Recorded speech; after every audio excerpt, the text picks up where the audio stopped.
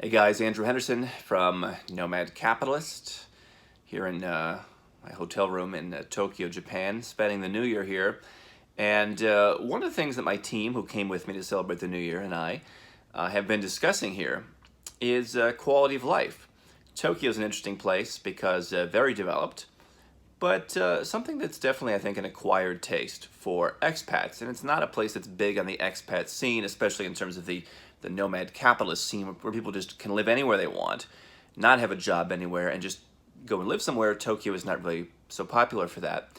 But wanted to do a video on something that we put together this year that we're going to be doing annually called the Nomad Capitalist Quality of Life Index that actually does address where are the best places for 6- and 7-figure earners who are running location independent businesses who want to live anywhere in the world or a few places in the world.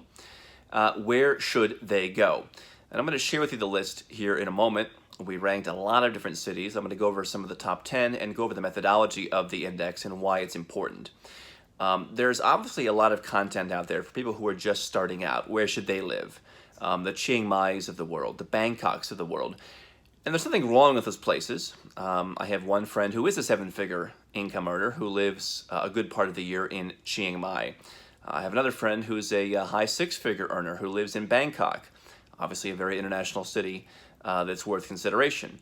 But when you get beyond kind of the places that are designed for people just starting out, when you want to get beyond just what's cheap, when you want connectivity, both in terms of the ability to travel globally as well as the ability to have good internet, send stuff to the mail, etc.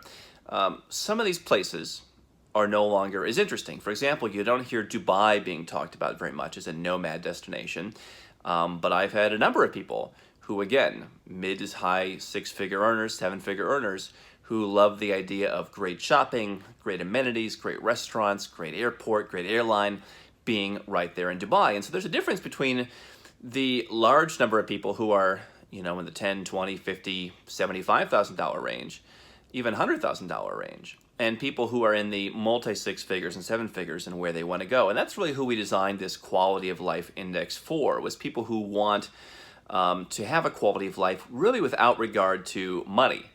Now, I guess I'm in that category, and I mean, certainly when I come to Japan and I pay $600 a night for a hotel room, I'd rather go to Kuala Lumpur, for example, and stay at the Ritz-Carlton and pay $200 a night for a pretty similar hotel room, albeit not with quite these views. So I'm all for saving money and not overpaying, and obviously you can get that in emerging countries, but if you can get all the amenities of developed world countries, that's important.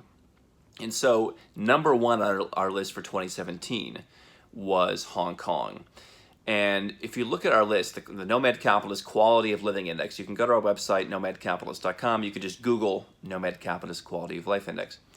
One of the things you'll see in most of the top 10 is that they either have no tax, or they have territorial tax, or they have very low tax, or a way for you to live there without paying tax. So Hong Kong came in at number one. If you run a business and you're running a business through a Hong Kong company, you're going to pay something, but the tax is pretty low. If you're an investor and you're investing and doing business overseas, you can live there and basically not pay anything at all. So that's interesting. Other cities in the top 10 on the list included one of my favorites, Kuala Lumpur, also in Asia, coming in at number 9. You can live there with their territorial tax system, rather easy visa regime, good quality of life, lots of amenities, even though it's affordable. But other cities came in. For example, London, Dubai, both came in the top 5. There are ways to live there. Obviously, in Dubai, you can be tax-free. London, there are different ways to keep your taxes relatively low, especially if you spend not all of your time there. Malta came in. They've got a residence program where you can pay based on remittance, pay a minimum tax, and live there a good chunk of the year. Obviously, a very good lifestyle in Malta. And so I would encourage you to go and check out the list. Barcelona made it on the list, and that's not a place where you'll want to get into the tax net by any means. That was kind of the one exception, coming in at number 10. Other cities, Tbilisi, for example, good territorial tax system. Even you can live there as a tourist, really. Even though it's doable to make a little bit of investment, get a residence permit.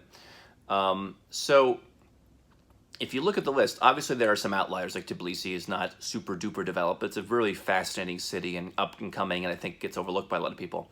The other cities on the list are certainly more expensive in some cases. The Londons, the Dubais, they are not cheap. Hong Kong for rent, not cheap.